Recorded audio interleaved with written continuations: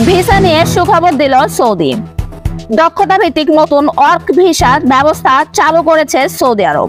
এই নতুন নিয়ম অনুযায়ী কর্মীদের 3টি স্তরে শ্রেণীবিন্যাস করা হবে: হাই স্কিল্ড, স্কিল্ড এবং বেসিক। 5 জুলাই 2025 থেকে এই নিয়ম বর্তমান কর্মীদের ক্ষেত্রে কার্যকর হলেও 3রা আগস্ট নতুন বিদেশি কর্মীদের জন্য এটি প্রযোজ্য হবে। আগে শুধুমাত্র চাকরির শিরোনামের উপর ভিত্তি করে ভিসা দেওয়া হতো, যা অনেক সময় কর্মীদের প্রকৃত যোগ্যতা বা দায়িত্বের সঙ্গে মিলত না। নতুন এই ব্যবস্থায় সেই গরমিল দূর হবে। হাই স্কিল ক্যাটাগরিতে থাকবে চিকিৎসক, প্রকৌশলী ও আইটি বিশেষজ্ঞরা, যাদের জন্য শিক্ষাগত যোগ্যতা, অভিজ্ঞতা এবং বেতনের ভিত্তিতে পয়েন্ট মূল্যায়ন করা হবে। স্কিল্ড পর্যায়ে আসবে অভিজ্ঞ টেকনিশিয়ান, সুপারভাইজার ও প্রশাসনিক কর্মীরা।